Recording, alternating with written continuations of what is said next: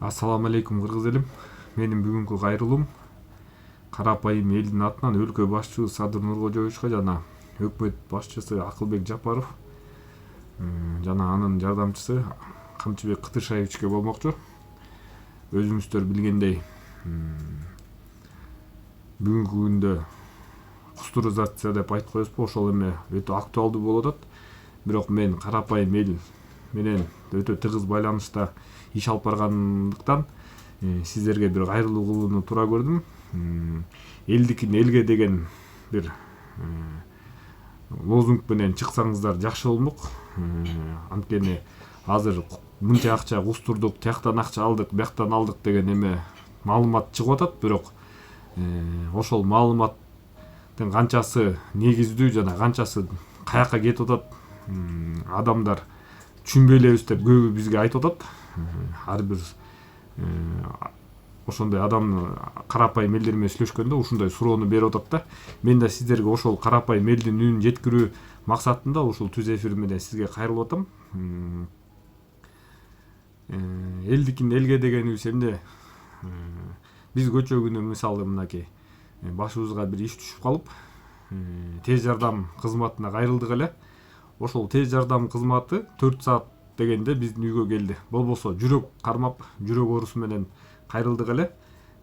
Айтайын дегеним, 4 саатта булар мындай биздики жакшы, Кудайга шүгүр, жакшы жеңил болгондуктан жакшы болду. 4 саат болсо да келгенден кийин эчтеке мындай жаман нерсе болуп кеткен жок. Бирок мен ойлоп койдум да, эгерде башка бир адамдыкы жүрөк оорусу оңчук эмес да, чындап эле өтүп кеткен болсо, ошондо эмне булар келип туруп эле өлүмдү фиксировать этип кетиш үчүн келишеби деген менде суроо болуп атат.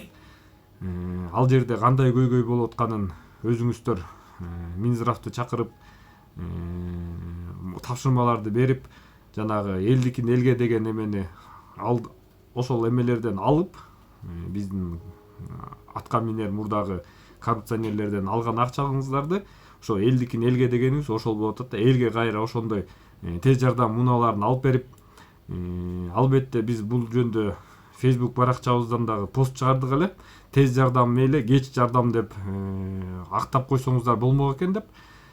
Ошол жерден да комментарийлердин баарын окуп чыктык. Тыгын болуп атса эмне кылмак эле дегендер дагы бар экен.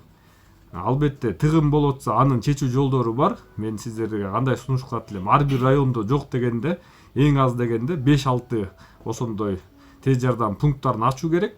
Жана ошол жерде эң аз дегенде 2-ден 3төн унаа турса, ар бир район ошол жерде 10 мүнөттө жеткендей кылып, ошондой расчет менен ачсаңыздар деп өтүнмөкчүбүз. Ошого канча каражат керек боло турган болсо, ошол каражатты мынакей элдин көзүнө көргөзүп, мынакей ушул жерден мисалы баарыбызга актуалдуу болгон Райым Матраимовдон мынча акча алынды, ошол акчадан мынакей монча тез жардам мунаасы алынды деп айтса, ошондо элдик элге болуп, ошондо көп эл көрмөк. Болбосо азыр мынча акча түштү, расчет показатель ГКМБнын же каякка түшүп атат, ошол жерге түштү деген эле информация, маалымат келип атат. Эл болсо ал акча каяка кетип атканын биз көрбөй элебиз, билбей элебиз деп баары эле айтууда да. Ошон үчүн ошол маселени жакшылап козгоп, эмнеге карапайым элдин деп атынан башында кайрылуум деп айткан себеби, анткени бул кызмат менен тез жардам кызматы менен болгону карапайым элдер колдонмокчу. Анткени өзүңүздөр билгендей, мынакей комментарийлерде жазып атат, эгер сиз частный скорый чакырсаңыз 10 мүнөттө келет депчи. Частный скорый мен билгенден 2,5 миңден 3 миң сомго чейин экен. Ошондо азыр биздин карапайым элди акчасы жок болсо 4 саат күтүүгө мажбур экен, акчаң бар болсо 15-20 мүнөт 10 мүнөт деп атышат, баары тең. Биз кайрылган эмес элек. Ошол 10 мүнөттө келет экен да. Биздин жогорку кеңеште канча деген депутаттар, Эрулан Кокулов мырза дагы чыгып атты эле, мынакей тонировка расширение менен сиз элдерди бай кедейге бөлүп атасыздар депчи. Бул эме дагы ушул скорый кызматы дагы азыр бүгүнкү күндө бай менен кедейге бөлүп атат да. Кедейлер ошондо тез жардам мунаны тез жардам мамлекеттик тез жардамды чакырат экен дагы 4 саат, эң аз дегенде 1 саат дегендер бар экен. Бирок биздин өзүбүздүн жеке биздин мисалда 4 саат дегенде келишти. аны чындап тактайм десеңиздер 103 кызматында фиксироваться этилсе керек. Кече күнү болгон окуя болчу. Ошондуктан мен сиздерден дагы бир жолу өтүнөт элем. Мен бул түз эфирди дагы ниетинде балким биз себепкер болуп ушул нерсе басылышка түшүп, балким биздин үн менен ушу биздин өлкө башчыбыз Садыр Нуркожоевичке же болбосо өкмөт башчыбыз Акылбек Жапаровго үнүбүз жетип, ушул алкакта иш алып барылып, балким карапайым элдин жашоо шарты, мындайча айтканда, дагы бир кызмат колдонууга балким жакшы бир мүмкүнчүлүк, жакшы бир ыңгайлуу шарттар түзүлүп калат деген ниетте ушул түз эфир менен ушул видео обращение кылып атабыз.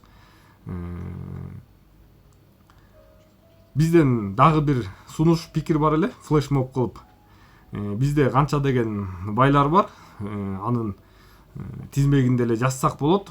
Ошолор ар бири жок дегенде ушул эл карапайым элге жардам беребиз деп бирден бир скорый алып берсе, ар бир мисалы Бабанов, ошол сыяктуу эле Салымбеков дагы канча деген элдин оозунда жүргөн байларыбыз бар. Ошолор дагы кайдыгер болбостон ушул мамлекетибизде болуп аткан көйгөйдү чындап эле бул исламда дагы зекет деген маселе бар. Зекетти эмнеге беребиз? Анткени байлар, бул байлар биз кыйынбыз же болбосо биз кыйын иштеп атабыз же болбосо акылыбыз күчтүү эмес, балким Алла Таала өзүнүн казынасынан ушул нерсени берген үчүн силер ушул эмеде акыбалда жашап атасыңар деп, бирок ошол кедейлердин акысын берели деп ошол зекет берилет да. Бул жерде дагы эмнени айткым келип атат? Бул жерде дагы карапайым элдин акысын берген болосуңар демекчимин. Анткени бул тез жардам кызматы менен мен түшүнүгүмдө болгону карапайым элдер колдонот экен. Акчасы барлар болсо, биз бул кызматты кереги жок деп туруп нольго коюп, мындайча айтканда, өздөрү түз эле жеке тез жардамдарга кайрылып 10 мүнөттө келип калат экен да. Ошон үчүн карапайым элди ойлоп, ушул нерсени чечип берсеңиздер деп өтүнмөкчүмүн. Бүгүнкү күндө борбор кала башчыбыз өзү дагы айтып атат, Бишкек шаарында 2 миллион киши жашайт деп.